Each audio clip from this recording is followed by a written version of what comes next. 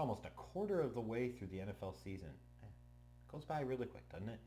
Um, yeah, we're here, and you're starting to find out more about these teams, the real contenders, the wannabe contenders, the never had a shotters, and some real surprise contenders, right? So let's take a look back at what happened in week 4 of the NFL season. On Thursday night, you had the Cowboys defense really shut down the Giants running game, make them one-dimensional, and if your one dimension is Danny Dimes, Godspeed to you because you're going to need it. Dak threw a couple of touchdown passes, and the Cowboys hold them off and win 20-15. Switching over to the Sunday action, Younghoe Koo hit a career-long 58-yarder with 7 seconds left to help the Falcons soar past the Saints 26-24. And I don't know that the Falcons are a great team or anything. They're certainly not, but they're certainly some fun to watch right now with Kirk Cousins at the helm. The Bears defense forces 2 turnovers, which you would expect when playing Bears football. And honestly, this was a little closer to that. DeAndre Swift, they've been trying to force him the first 3 weeks to be a thing with bad results. This week, not so much. Had 165 total yards and a touchdown. The Bears deploy some Bears football to defeat the Rams 24-18. Sam Darnold threw 3 more touchdown passes, starting to enter himself into very early MVP conversations. The Vikings get out to a huge lead. The Packers, behind Jordan Love, make a furious comeback, but fall short. Vikings go to 4-0 and win 31-29. Joe Flacco, who's now apparently elite at coming in as a backup and helping teams win games, fills in for an injured Anthony Richardson, throws a couple of touchdown passes. The Colts hold off the Steelers, hand them their first loss of the season, 27-24. It was ugly in in Jersey. You had Will Lutz missed a 50-yarder late in the game, and then Greg Zuerlein misses his potential game-winning field goal. The Broncos hold off the Jets behind Bo Nix's magnificent 60-yard passing performance, 10-9, to get their second win in a row.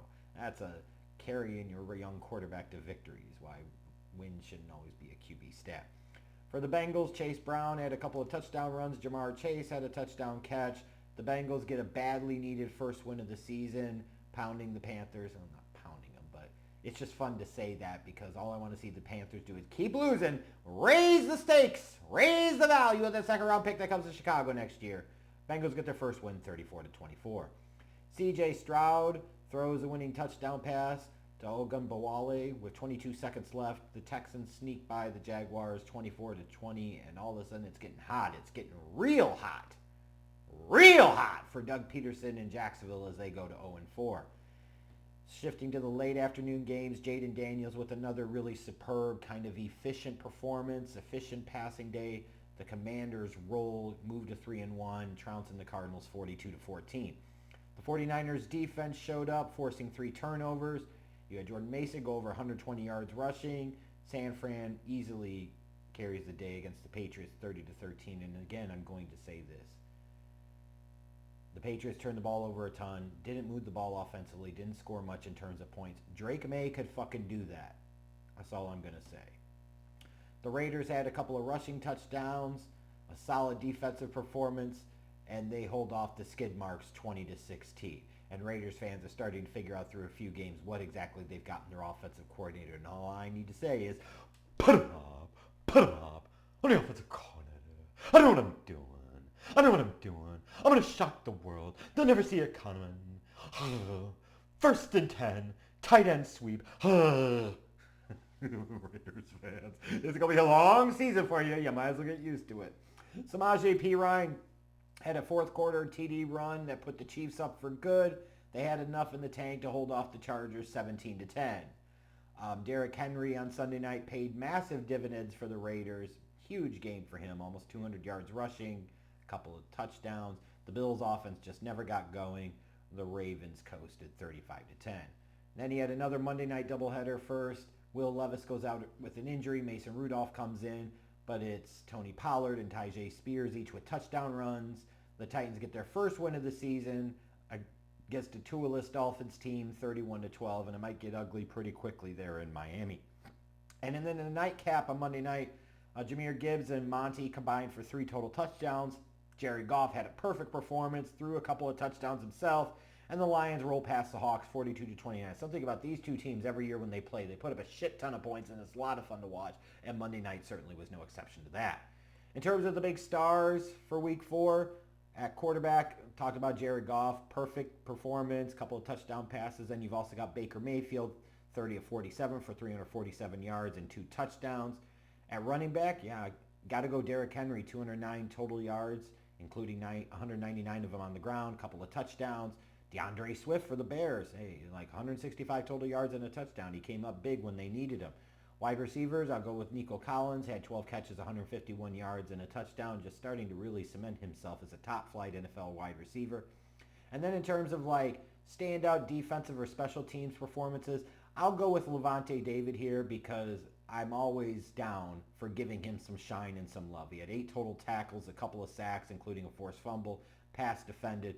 What's a real shame about Levante David is, in reality, he has absolutely no shot, unless something dramatically changes in the mindset of the Canton Hall of Fame voters. He has no shot of even ever getting into the room as a finalist, as a modern candidate, let alone having any shot in hell of being inducted. He's a victim of not getting accolades that he should have gotten in terms of Pro Bowls and All Pros because he was an off-ball linebacker at a time where voters tended to value the outside linebackers that got a bunch of sacks.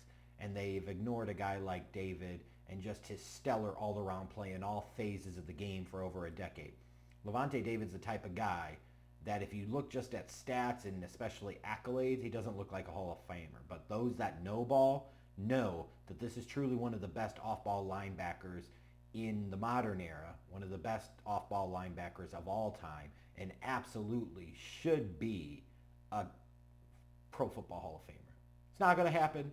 I wish I could say it would, but I will always give him his shine, and he came up big again for the Bucs on Sunday. Big shock there, right? In terms of winners and losers at the team level, start off with the winners. Look at the Washington Commanders. They're sitting at 3-1. Jaden Daniels looks like he could be a star. You couldn't have asked for a much better start to the season if you were Washington. The Baltimore Ravens going and doing what they did and just running it down the throat of the Bills. They started off 0-2. Now they've had a couple of victories. That signing of Derrick Henry is paying big dividends for them. They've got to feel good about themselves. And then the Lions, too. They win on Monday night. They sit there and beat a previously undefeated Seahawks team. That's a really good, strong performance for them. And for the Lions, you need it when you've got the Vikings at 4-0 and what's shaping up to be a pretty tough division when you throw in the Packers and also, frankly, the Bears. In terms of the losers, I mentioned the Jags before, 0-4. Not good. The season's just about over, and Doug Peterson might be looking at being the first coach fired if this shit continues. The New York Jets, that was brutal. You put up 9 points. You got Zerline missing a field goal. It seems like the relationship between Robert Saleh and Aaron Rodgers is not in the best place. This is a game at home you needed to win. You should have won. You absolutely had to win, and they failed to get the job done. And then you got the skid marks. They lost to the Raiders. They're the skid marks. They gave Deshaun Watson all that money to be mediocre on offense. What more do I really need to say? But to close it out today for my 2-minute drill, I'm going to talk about something that happened on Sunday, and that is Shane Steichen, the head coach of the Indianapolis Colts. What in the fuck was he doing? What in the bluest of blue fucks was he thinking? So the context here is in the game, and what led to eventually Joe Flacco having to come in, right, is Anthony Richardson gets a little dinged up in the hip area, and he goes out for just a bit. You have to know that this is a guy in Richardson that is a little injury prone, sadly. It's not a concussion in this case, but still, you're not in such a desperate spot where it's you got to sacrifice the future here to try and win this one fucking game so early in the season. If this was a playoffs, it's a different conversation. But this is not. And you got to think about the long-term health of Anthony Richardson, the long-term importance of him to the Colts organization. As a result, you cannot put him back in that game so quickly.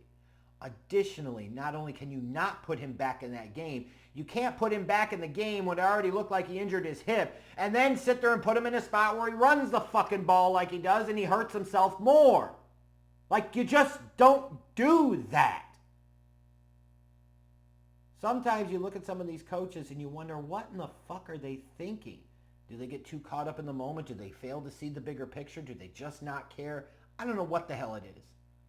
But that was pretty egregious on Sunday. And anybody that saw that game would probably agree with you. You just can't put your young quarterback in that spot. You can't put your team, your franchise in that spot. Unless the plan was to find a way to play Joe Flacco, and then so be it. You succeeded.